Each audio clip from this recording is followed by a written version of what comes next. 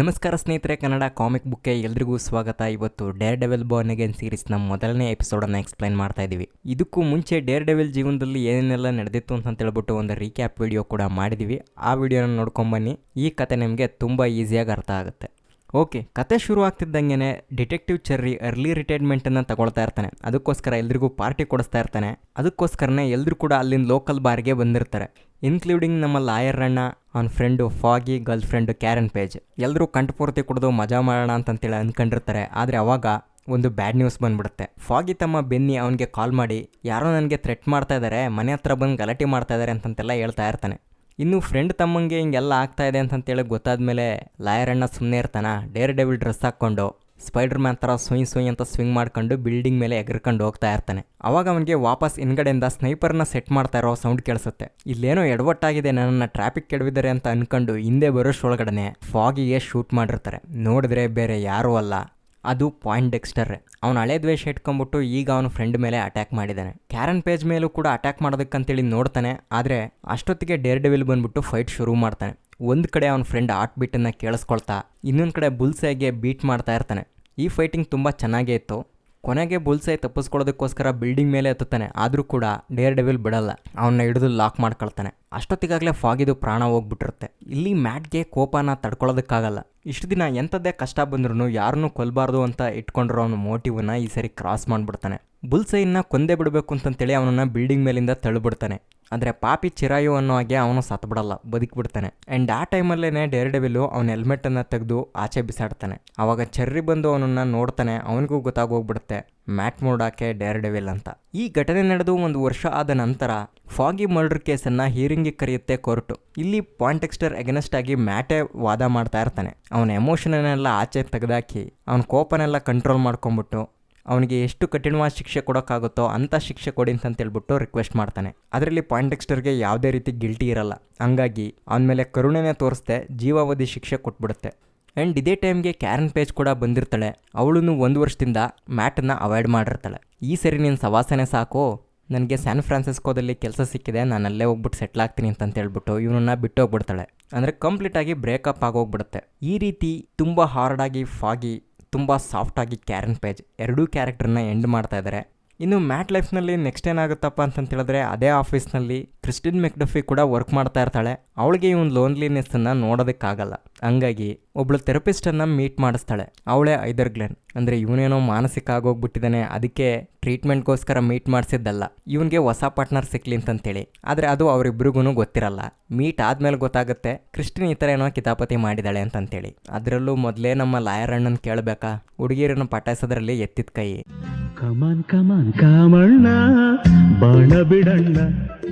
ಅದರಲ್ಲಿ ಈಗ ಇವಳು 4ನೇ ಲಿಸ್ಟ್ಗೆ ಸೇರ್ಕೊಳ್ತಾಳೆ. ಮೊದಲೇ 3 ಹುಡುಗಿಯರು ಯಾರಪ್ಪ ಅಂತಂತೇಳಿದ್ರೆ ವೀರವನಿತೆ ಎಲೆಕ್ಟ್ರಾ, 2ನೇದಾಗಿ ಕ್ಯಾರನ್ ಪೇಜ್, 3ನೇದಾಗಿ ಅಸ್ರಕ್ಕ ಜೆನಿಫರ್, ಈಗ ಐದರ್ ಗ್ಲೆನ್. ಇವರಿಬ್ಬರ ನಡುವೆ ಸಂಬಂಧ ಬೆಳೆಯೋದಕ್ಕೆ ಜಾಸ್ತಿ ಟೈಮ್ ತಗೊಳ್ಳಲ್ಲ. ಇದೇ ಥರ ಮಲ್ಟಿಪಲ್ ಮೀಟಿಂಗ್ಗಳು ಡೇಟಿಂಗ್ಗಳಾಗಿ ಕನ್ವರ್ಟ್ ಆಗಿ ಇಬ್ರು ಒಳ್ಳೆ ಬಾಂಡಿಂಗಿಗೆ ಬಂದಿರ್ತಾರೆ. ಇದು ಡೇರ್ ಡೆವಿಲ್ನ ಪ್ರೆಸೆಂಟ್ ಆಗಿರೋ ಸಮಾಚಾರ. ಇನ್ನು ಕಿಂಗ್ ಪಿನ್ ಜೀವನದಲ್ಲಿ ಏನಾಗಿರುತ್ತೆ ಅಂತಂತೇಳಿದ್ರೆ ಅವನ ಹೆಂಡತಿ ವೆನಿಸಾ ಜೊತೆ ಏನೋ ಮನಸ್ತಾಪ ಆಗಿ ಇಷ್ಟು ದಿನ ಬಿಟ್ಬಿಟ್ಟು ಎಲ್ಲೋ ದೂರ ಹೋಗಿರ್ತಾನೆ. ಮೇ ಬಿ ಈ ಗ್ಯಾಪಲ್ಲೇ ಹಾಕೈ ಮತ್ತು ಎಕೋ ಸೀರೀಸ್ಗಳು ನಡೆದಿರುತ್ತೆ ಅಂತ ಅನಿಸುತ್ತೆ. ಓಕೆ, ಇದೆಲ್ಲ ಆದಮೇಲೆ ಅವನಿಗೆ ಮನೆ ಹೆಂಡತಿ ಎಲ್ಲ ನೆನಪಾಯಿತು ಅಂತ ಅನಿಸುತ್ತೆ. ಅದಕ್ಕೆ ವಾಪಸ್ಸು ವೆನಿಸಾನ ಹುಡ್ಕೊಂಡು ಬಂದಿರ್ತಾನೆ. ಆದರೆ ಅವಳು ಇಷ್ಟು ದಿನ ಕಿಂಗ್ ಪಿನ್ ಬಿಸ್ನೆಸ್ಸನ್ನೆಲ್ಲ ಅವಳೇ ನೋಡ್ಕೊಳ್ತಾ ಇರ್ತಾಳೆ. ಜೊತೆಗೆ ಇದೇ ಟೈಮ್ಗೆ ಒಂದು ಪಂಚಾಯತಿ ಕೂಡ ನಡೆಸ್ತಾ ಇರ್ತಾಳೆ. ರೆಡ್ ಬುಕ್ ಏರಿಯಾದಲ್ಲಿ ಟೋಲು ಟ್ಯಾಕ್ಸನ್ನೆಲ್ಲ ಕಲೆಕ್ಟ್ ಮಾಡ್ತಾ ಇರೋವಂಥ ವಿಷಯದ ಬಗ್ಗೆ ಲುಕಾ ಮತ್ತು ವಿಕ್ಟರ್ ಕಿತ್ತಾಡ್ತಾ ಇರ್ತಾರೆ. ಇವಳು ಬಂದ್ಬಿಟ್ಟು ಕಾಂಪ್ರಮೈಸ್ ಮಾಡಿ ಪಂಚಾಯತ್ಗೆನ ತಣ್ಣಗೆ ಮಾಡಿರ್ತಾಳೆ. ಅಷ್ಟೊತ್ತಿಗೆ ಕಿಂಗ್ ಪಿನ್ ಬಂದ್ಬಿಟ್ಟು ಮಾತಾಡೋದಕ್ಕೆ ಶುರು ಮಾಡ್ತಾನೆ. ಅವನು ಎಲೆಕ್ಷನಿಗೆ ನಿಲ್ಲೋದ್ರ ಬಗ್ಗೆ, ಮೇಯರ್ ಆಗೋದ್ರ ಬಗ್ಗೆ. ಆದರೆ ಅವಳು ಹೆಂಡ್ತಿನೇ ಮಾಫಿಯಾ ನಡೆಸ್ತಾ ಇರ್ತಾಳೆ. ಹೊರಗಡೆಯಿಂದ ಕಿಂಗ್ ಪಿನ್ಗೆ ಅವ್ನು ತುಂಬ ಒಳ್ಳೆಯವನು ಅಂತೇಳ್ಬಿಟ್ಟು ಸಪೋರ್ಟ್ ಸಿಗ್ತಾ ಇದ್ರೆ, ಫ್ಯಾಮಿಲಿ ಒಳಗಡೆ ಹಿಂಗೆಲ್ಲ ನಡೆದ್ರೆ ಹೆಂಗೆ ಅಂತೇಳ್ಬಿಟ್ಟು ಭಾಳ ಒಳ್ಳೆಯೊಂಥರ ಬುದ್ಧಿವಾದ ಹೇಳ್ತಾ ಇರ್ತಾನೆ. ಅವಾಗಿಂದ ವೆನಿಸನು ಕೂಡ ಸ್ವಲ್ಪ ಕೇರ್ಫುಲ್ ಆಗ್ತಾಳೆ. ಇನ್ನೊಂದು ಕಡೆ ಎಲೆಕ್ಷನ್ ಕ್ಯಾಂಪೇನು ಕೂಡ ಸಖತ್ ಜೋರಾಗೇನೆ ನಡೀತಾ ಇರುತ್ತೆ. ಅದರಲ್ಲೂ ಇವನು ಅಭಿಮಾನಿ ಒಬ್ಬ ಇರ್ತಾನೆ, ಡೇನಿಯಲ್ ಬ್ಲ್ಯಾಕ್ ಅಂತಂತೇಳಿ. ಅವನು ಅವನ ಫ್ರೆಂಡು BB ಜೊತೆ BB ರಿಪೋರ್ಟ್ಸ್ ಅನ್ನೋ ಒಂದು ಮೀಡಿಯಾದ ಮೂಲಕ ಸಖತ್ ಕ್ಯಾಂಪೇನ್ ಮಾಡ್ತಾ ಇರ್ತಾರೆ. ಈ ವಿಚಾರ ಮ್ಯಾಟ್ಗೂ ಕೂಡ ಗೊತ್ತಾಗಿರುತ್ತೆ. ಹಂಗಾಗಿ ಚೆರ್ರಿ ಕೈಲಿ ಸ್ವಲ್ಪ ಇನ್ವೆಸ್ಟಿಗೇಷನ್ ಮಾಡಿಸ್ತಾನೆ, ಕಿಂಗ್ ಪಿನ್ ಏನಾದರೂ ತಪ್ಪು ಮಾಡ್ತಿದ್ದಾನ, ಇಲ್ಲೂ ಏನಾದರೂ ಮಿಸ್ಚಿಫ್ ಪ್ಲೇ ಮಾಡ್ತಾ ಇದ್ದಾನ ಅಂತೇಳಿ. ಆದರೆ ಅಣ್ಣ ಫುಲ್ಲು ವೈಟ್ ಆ್ಯಂಡ್ ವೈಟ್ ಆಗಿ ಪ್ರತಿಯೊಂದನ್ನು ಕೂಡ ಲೀಗಲ್ ಆಗೇನೆ ವರ್ಕ್ ಮಾಡ್ತಾ ಇರ್ತಾನೆ. ಇವನ್ ಕ್ಯಾಂಪೇನ್ ಮಾಡ್ತಾ ಇರೋಂಥ ಪ್ರತಿಯೊಂದು ರೂಪಾಯಿ ಕೂಡ ಫುಲ್ ವೈಟ್ ಮನಿ ಆಗಿರುತ್ತೆ. ಹಂಗಾಗಿ ಇನ್ನೇನು ಜಾಸ್ತಿ ಒಂದ್ಮೇಲೆ ಅನುಮಾನ ಪಡೋದೇನು ಬೇಡ ಅಂತೇಳಿ ಅನ್ಕೊಂಡಿರ್ತಾನೆ. ಆದರೆ ಯಾವಾಗ ಮೀಡಿಯಾ ಮುಂದೆ ಬಂದ್ಬಿಟ್ಟು ಮಾತಾಡೋದಕ್ಕೆ ಶುರು ಮಾಡ್ತಾನೋ ಅವಾಗ ಸ್ವಲ್ಪ ಬೆಂಕಿ ಇಟ್ಟಂಗೆ ಆಗುತ್ತೆ. ಇಲ್ಲಿ ಏನಂದಿರ್ತಾನೆ ಅಂತೇಳಿದ್ರೆ, ಈ ಸಿಟಿನಲ್ಲಿ ನಡೀತಾ ಇರೋ ಕ್ರೈಮ್ಗಳಿಗೆಲ್ಲ ವಿಜಿಲೆಂಟ್ಗಳೇ ಕಾರಣ, ಏನೋ ಭಾಳ ದೊಡ್ಡ ಹೀರೋಗಳ ಥರ ಪೊಲೀಸ್ ಮಾಡಬೇಕಾಗಿರೋ ಕೆಲಸನೆಲ್ಲ ಇವರೇ ಮಾಡೋಕೆ ಹೊರಟಿದ್ದಾರೆ, ಇವರು ಕಾನೂನು ಕೈಗೆ ತಗೊಳ್ತಾ ಇರೋದ್ರಿಂದನೇ ಇಲ್ಲಿ ಕೆಟ್ಟ ಕೆಲಸಗಳು ನಡೀತಾ ಇರೋದು, ನಾವೇನಾದರೂ ಅಧಿಕಾರಕ್ಕೆ ಬಂದರೆ ಒಬ್ಬೊಬ್ಬನು ವಿಜಿಲೆಂಟ್ ಇರಬಾರ್ದು, ಹಂಗೆ ಎಲ್ಲರನ್ನು ಮಟ್ಟ ಹಾಕಿಬಿಡ್ತೀವಿ ಅಂತ ಹೇಳಿಬಿಡ್ತಾನೆ. ಹಂಗಾಗಿ ಮ್ಯಾಟ್ ಬಂದ್ಬಿಟ್ಟು ಡೈರೆಕ್ಟಾಗಿ ಕಿಂಗ್ ಪಿನ್ನನ್ನು ಮೀಟ್ ಆಗ್ತಾನೆ.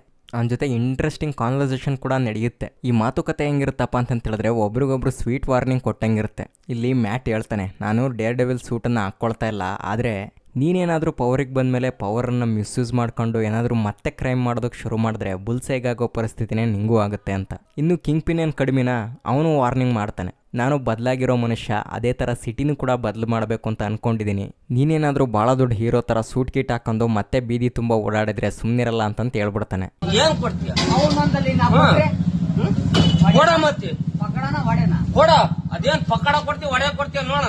ಓಕೆ, ಈ ವಾರ್ನಿಂಗ್ ಎಲ್ಲ ಮುಗಿದ್ಮೇಲೆ ಎಲೆಕ್ಷನ್ನು ಕೂಡ ಮುಗಿಯುತ್ತೆ, ಮತ ಎಣಿಕೆ ಶುರುವಾಗುತ್ತೆ. ಅವತ್ತೇ ನಮ್ಮ ಲಾಯರ್ ಅಣ್ಣ ಗ್ಲೆನ್ ಜೊತೆ ಆಚೆ ಬಂದಿರ್ತಾನೆ. ಆವಾಗಲೇ ಅವನಿಗೆ ಶಾಕಿಂಗ್ ನ್ಯೂಸು ಕಿವಿಗೆ ಬಿದ್ದುಬಿಡುತ್ತೆ. 53% ಮೆಜಾರಿಟಿ ವೋಟನ್ನು ತಗೊಂಡು ವಿಲ್ಸನ್ ಫಿಸ್ಕು ನ್ಯೂಯಾರ್ಕ್ನ 112ನೇ ಮೇಯರ್ ಆಗಿದ್ದಾನೆ ಅಂತಂತೇಳಿ. ಅಷ್ಟೇ ಕತೆ. ಕಿಂಗ್ ಪಿನ್ ಕಡೆಯವರೆಲ್ಲ ಕುಣಿದು ಕುಪ್ಪಳಿಸೋದಕ್ಕೆ ಶುರು ಮಾಡ್ತಾರೆ.